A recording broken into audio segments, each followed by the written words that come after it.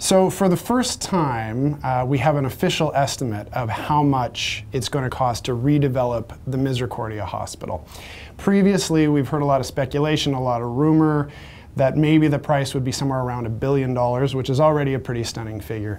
But due to the information that we've got now, we know that AHS is actually estimating it's going to cost a lot more than that, between $2.4 and $2.7 billion, which is a really stunning figure.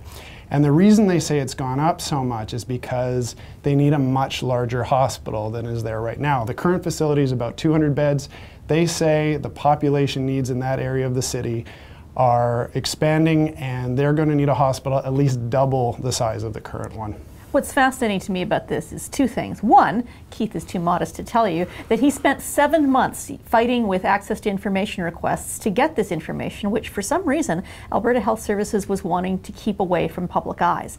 I think the reason for that is obvious. People are going to balk at a price tag of almost $3 billion at a time when the Alberta budget deficit is mounting with every day that the price of oil goes down.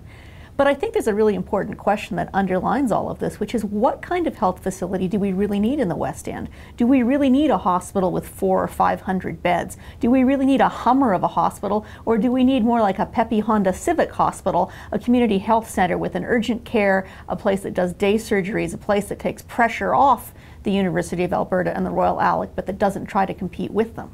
Yeah, and I think, you know, a price tag of $2.5 or $3 billion is going to be very hard to sell when you already have another project on the go, the Royal ALEC's redevelopment, which they pegged at $4.5 billion. So you're looking at basically $7 billion to redevelop 2 hospital sites. That is going to be a tough sell, I think, in these kind of times. Now, there's no question that the Misericordia, which was built in 1969, is coming to the end of its useful working life. They've had problems with floods. My particular favorite was the fly infestation with elevators that don't work, which is an inconvenience at the Journal building and a crisis in a hospital.